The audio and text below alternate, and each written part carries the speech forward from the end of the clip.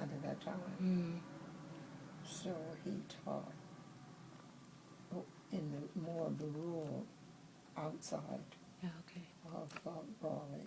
In other words, you had to drive a number of miles, even though there shouldn't be any problem that you shouldn't be able to get a job in Raleigh, not just because of the brownness of the skin, you know.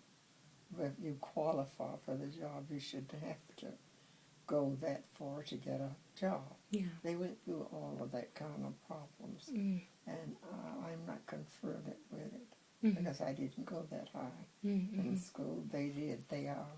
Yeah. And he opened up his touring. I mean, just the wreckage of pulling cars, touring. He has his own business there now. Okay. And so, was it, because he had a tough time, was it a tough time for you during that time with race relations? I didn't have sense enough to accept it. I love that. Oh.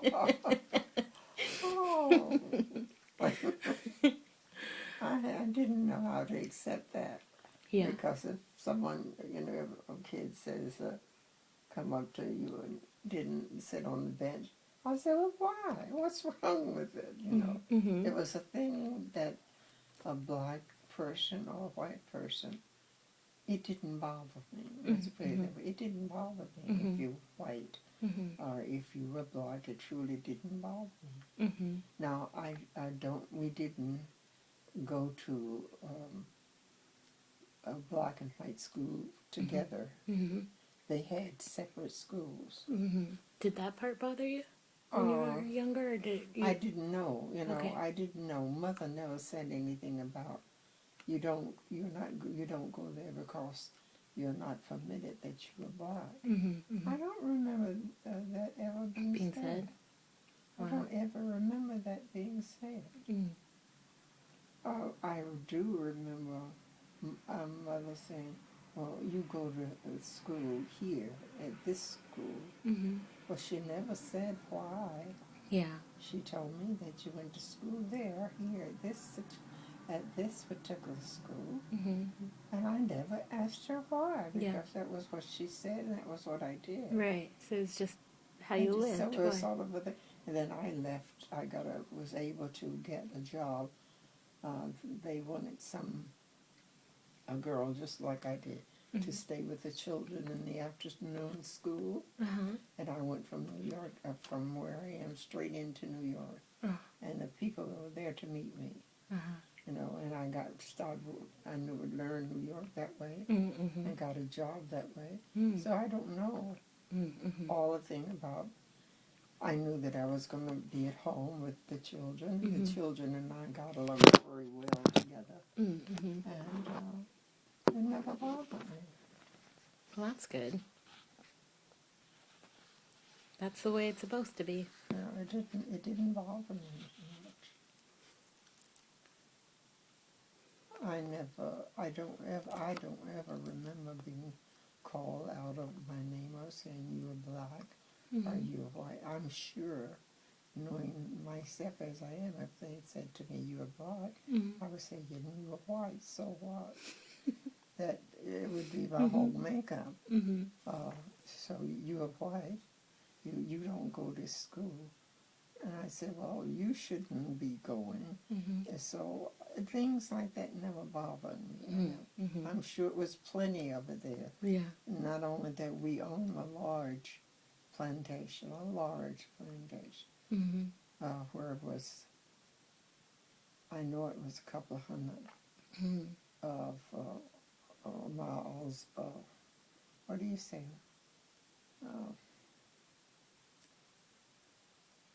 Acres. Let's see, I know it must have been a couple of hundred acres with all that.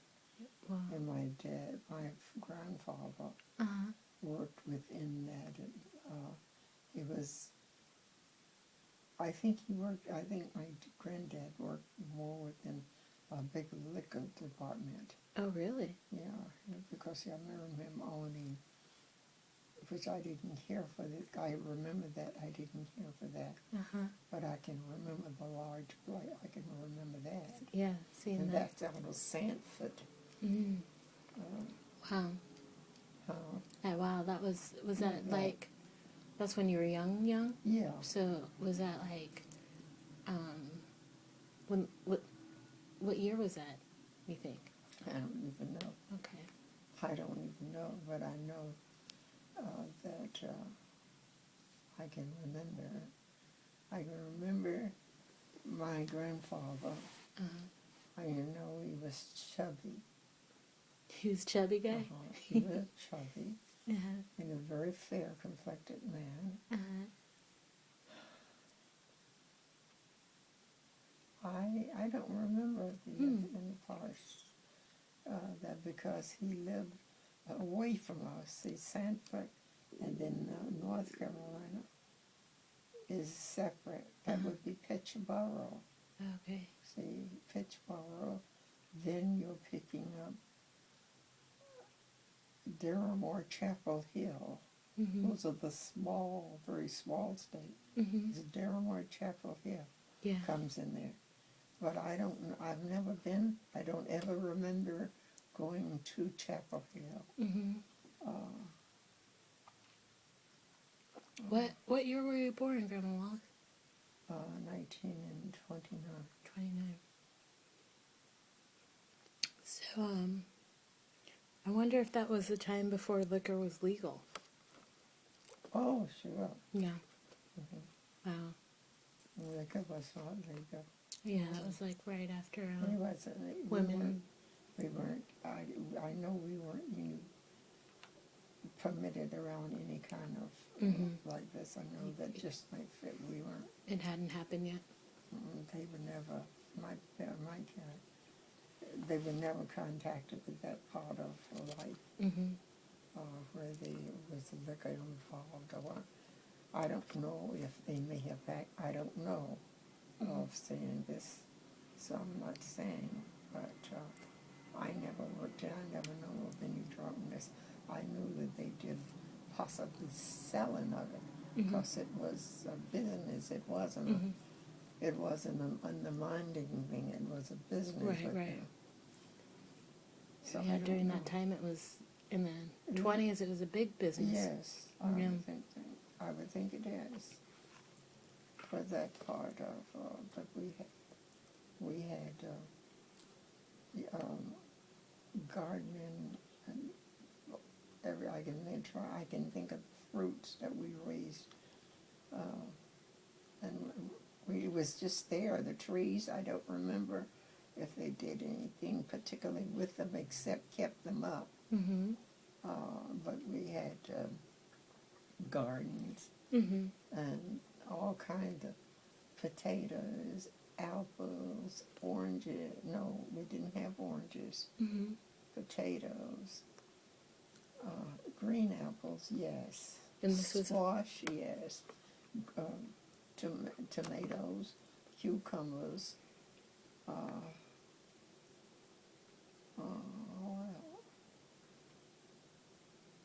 String beans, lettuce. There was a bean called butter bean, but here I don't know if we call it a butter bean. We probably do. It's a bean that I don't care for, so I probably don't pay that much attention to the market, which I don't. But I know it when I see it. It was called a butter bean. And if Mother didn't make the bean that she used to make was red, so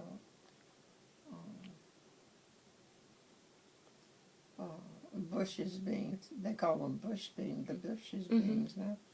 Oh, that's my favorite bean. If I go to the store and I don't get some baked beans, Bush's baked. Well, listen, that's Yeah. And when I see the name baked bean, Bush's baked beans, That's I know instant. some people look at me in the market, Bush bean. I said, sure, you don't know how good they are. Yeah. love Bush's baked beans. And she would bake cornbread. I remember that she baked cornbread like that. I love cornbread. That was a meal. Mm-hmm. The beans, Uh-huh. the meat, nice. There was nothing for Dad to bring home a leg of lamb. Mm-hmm. And she would bake this lamb until I don't know how many hours she was supposed to bake it, but she was a fantastic cook. Ooh, it sounds good. And she would bake this lamb until this was cooked. That's all I can say.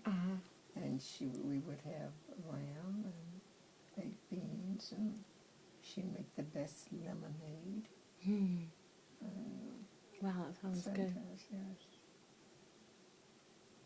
I can remember that I loved to scrub the floor, and I loved to scrub the floor on my knees. And I did all the way up until just recent. A matter of fact, I did some scrubbing here since I've had the new kitchen and stuff. We scrubbed the floor that way too when I was a little girl. Oh, wow. Saturday was the day that we scrubbed and cleaned. Because the rest of the week we was at school. Wow. Fantastic. So I still scrub on my knees. But I can't do that anymore now. I shouldn't be down on my knees. Yeah, you're going to have to tell me how to do it.